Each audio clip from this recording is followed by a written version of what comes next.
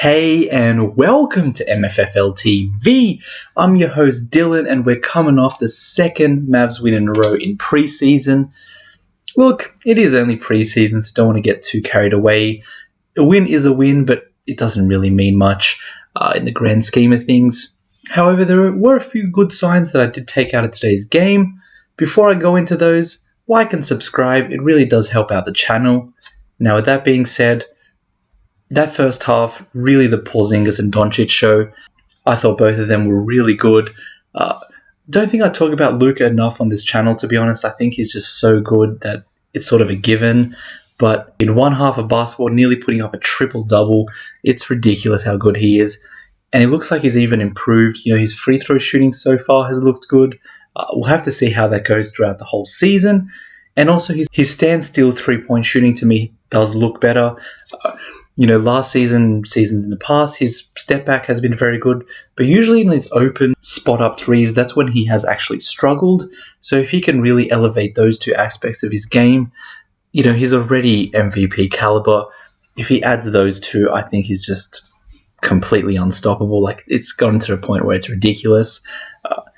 And also Porzingis, I thought, was really good on both ends of the floor. He was blocking shots, stealing, tipping loose balls, running in transition, posting up. I thought he was really good in multiple aspects of the game, and that was really convincing for me. I want to see this Porzingis consistently now. My only thing with him, I think he does still give up a bit too much space on defense. Yes, he was only guarding Winslow, but he backs up so much because he's not able to move laterally that anyone can really rise over him and get a shot. And I think over some better falls, especially in today's game, he does really need to fix that. However, though, as a rim protector, I thought he was really good. Even on the post-up, I thought today he was a lot better. One time had a nice turnaround fadeaway. Another time stay composed, gave the ball to Tim Hardaway Jr. as Tim Hardaway Jr. was running off an off-ball screen. So I thought, he looked really composed on the offensive end as well. Attacked the basket, drew some fouls. So I thought he really impressed. Now we need to see this consistently. It was only for a half. However, the season and the playoffs, more importantly, is where we need to see that. And another interesting thing is, at least for now, Jason Kidd does have a very different rotation to Carlisle. Typically Luka would go out in the 6-minute mark in the first quarter, have a break and come back on. But it's looking like both Luka and Porzingis having much more extended stretches out there. They're playing a lot longer, and even their rests are reduced. Is that because they're only playing one half? We'll have to see. Although I think if they do get more minutes over the season, I think that could even help with building their chemistry, both finding their rhythm a bit better as well with each other. And I think more minutes equals more touches, I think would be a better Porzingis. The only risk is the more minutes he plays, the more likely he is to potentially get injured. So I think there is going to have to be some balance there. However, I do like the idea of playing your stars a lot more. I think especially with that second unit, we're going to have to do a bit of mixing and matching just because we don't have too many people that can create their own shot. And I thought that was evident today when our starters came off. Our bench really couldn't hang in that first action of the game. Understandably so, Brunson, Kleber, and Bullock weren't playing, so that is a heavy component of the bench. Later in the game, a lot of the bench players did eventually find their feet, but against better opposition, when your starters do such a good job to create a lead, you sort of want your bench to hold that. We didn't really see that today. However, I'm not going to be too harsh. Most of our bench players weren't missing, so I want to reserve any judgment until everyone comes back. But from the starting lineup, besides Porzingis and Doncic, I thought the next standout was definitely Dwight Powell. He had a really good game, on both sides of the floor as well.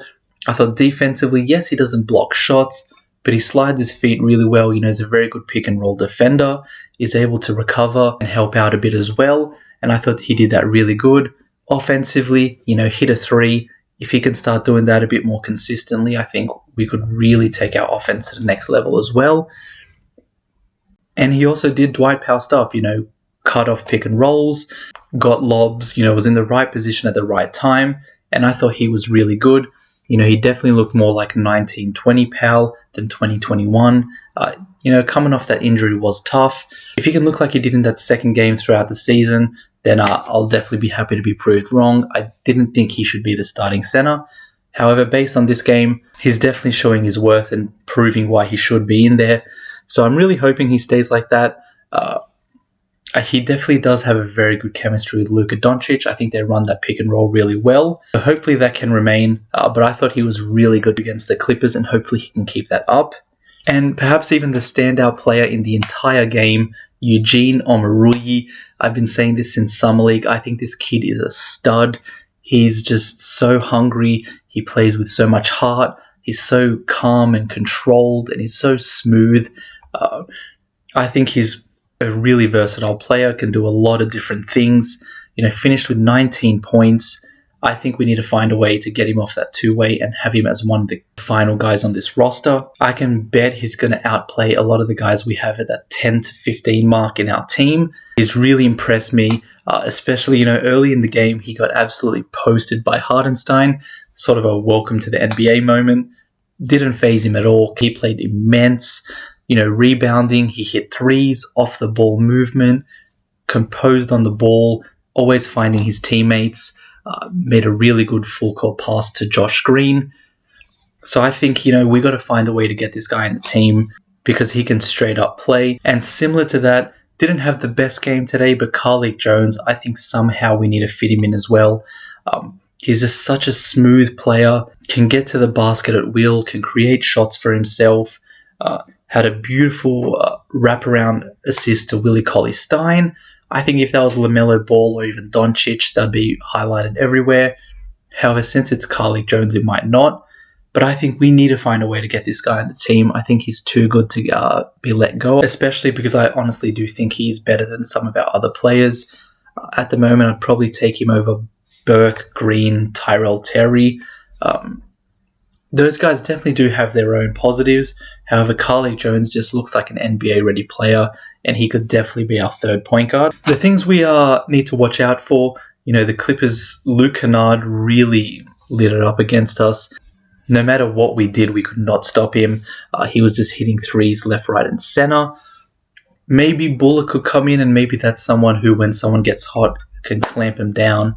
Don't let him get any airspace. But I think overall, Mavs really did struggle to contain him, Reggie Jackson and Hartenstein. I think those three guys did have really good games. But I also do feel like in the modern NBA, you're never really going to shut teams down. It's not really like the old days where the game is so compact and you can hand check and you can sort of shut people out and take them out of the game. Now it's so free-flowing. People are eventually going to get their points. They're all NBA players, especially with this up and down offense. NBA players are going to find a way to get their points. So those three really did shine. However, I thought as a whole, our defense did look pretty good. Porzingis really anchored that. I thought as a rim protector, he was really good. As well, Frank Ntilikina came in, blocked a shot, got a steal, took a charge. So that's definitely a positive. And KP did come out and really credit Jason Kidd's defensive scheme for his improvement as well. So hopefully that can only continue getting better throughout the season. Kidd has really harped in on defense. So hopefully that message stays consistent throughout the season, because that is really what we need, I think, to take that next level. We have guys who can score. At some point, Luka's just going to be able to carry. Porzingis is going to get his. Hardaway is going to get his. We really need to start getting stops so that we can start building leads. But all in all, second game, I thought it was really good. My only negative was maybe that bench unit coming in and sort of Clippers were able to go on a run after that. However, later in the game, a lot of our bench guys did really show up, led by Omoruyi. I thought he was spectacular. Going to keep saying it. He needs to find a way to be on this team. But let me know, what did you guys think about the game? The only thing I'd probably mention as well, I thought Tim Hardaway Jr. looked good. He did take a few bad shots, but I thought he got his teammates involved pretty well. He put the ball on the floor pretty good, and I was impressed to see that aspect of his game. And he also did play one half as well, so it's probably hard to get full rhythm. However, no complaints, I thought he did good as well. But let me know, what did you think about his performance and the team as a whole? As well, like and subscribe, and I'll see you in that next video.